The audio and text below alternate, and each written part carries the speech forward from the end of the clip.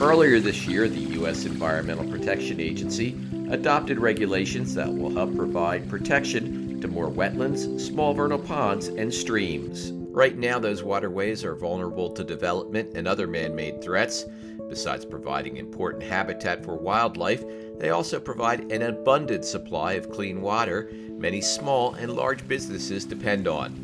Without the water, these businesses and the millions of jobs they provide across the country would be lost. The Honeybrook Organic Farm in Chesterfield, New Jersey is a good example. A small pond is the source of water for the lettuce, tomatoes, and other vegetables they grow here. Well, the importance of clean water can't be overestimated.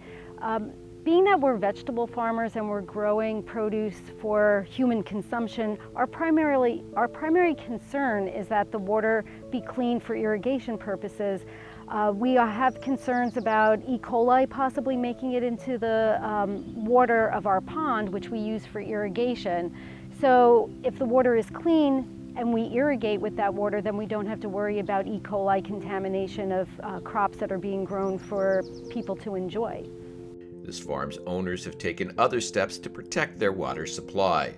So this is an example of one of our waterways. So the object of a waterway is to have water with soil particulates that is running off the farm during rain events. You want that to be captured so it doesn't go into our creek, which is only about 40 feet from where I'm standing.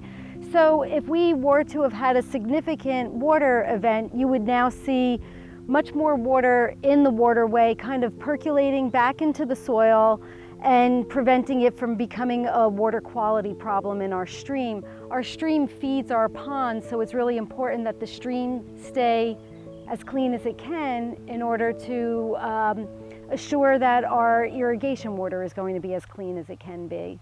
One of the reasons why we're irrigating now, our spring has been a little bit dry, so without the irrigation, these plants would just wither, which is what's happening in some fields in California right now. California is showing us a real lesson as to why precipitation is important, of course, but in those lean times when you're not having any rain events, you have to have clean water to irrigate with or you don't have a business. At the Eminence Road Winery in Long Eddy, New York, they are checking how the grapes are growing on the vines this spring. Jennifer Clark and her husband operate a natural winery. Which for us means that we don't add yeast to the wine or to the grapes to encourage fermentation. We let the native yeast in the air take care of the fermentation. We don't add anything at all except for a little bit of sulfites just before bottling. We have spring water, so we didn't even have to build a well. And most importantly, there's no chlorine, there's no additive chemicals that you would find in other water supplies, which is essential in cleaning our equipment because we are very conscientious about being as gentle as possible. Development is also a threat to their water supply and their livelihood. If it stays similar to what it is now, we shouldn't have any problems. If we do have a lot of development coming in, yes, we would certainly be worried. We have a lot of vernal ponds here that we know are so important to keeping the wildlife and keeping the whole ecosystem healthy.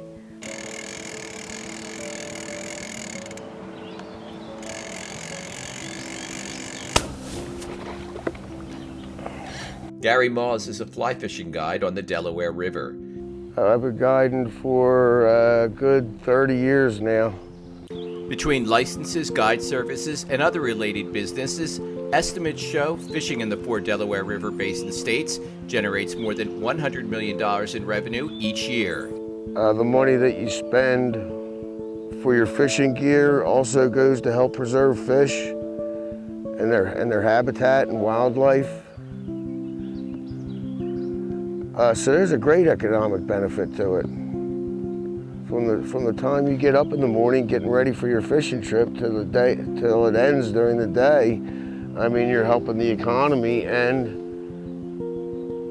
the wildlife and fisheries. Moss says he sees the impact of wetlands destruction downstream. A lot of development brings silt into the river, silt and dirt, and when the silt settles, you don't have good aquatic wildlife as far as plant growth, insects, all the way up the chain. Mostly what I notice is after you get a rainstorm, the river gets muddy real quick. So I know that's a lot of runoff, you know, from development, and then it takes, goodness, a couple days, at least a week or so for it to get clear again. They're getting ready for the summer season at Bucks County River Country.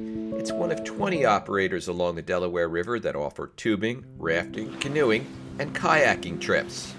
Been doing it for 48 years. I mean, I would guess that we entertain anywhere from 50 to 70,000 people every summer. Outdoor boating of all types generates hundreds of billions of dollars nationwide each year. 99.9% of the people that come back absolutely enjoyed their trip. And I'm sure it has a lot to do with the quality of the water. I'm not saying that that's the reason why they say that their trip was enjoyable, but yes, it's got to have a lot to do with it. I mean, you can see 3 feet. It's almost like the Caribbean. Development along the tributaries has an impact here. Comes and eventually hits the river, and you can see the river turn to this really nice looking green color to like a chocolate milk. Is it dangerous? No. But it's not certainly something that the people are coming to see. They want to see the clear green water. Unfortunately, Congress may take action to block enactment of the new water rule. Tell your representatives in Washington we need these protections.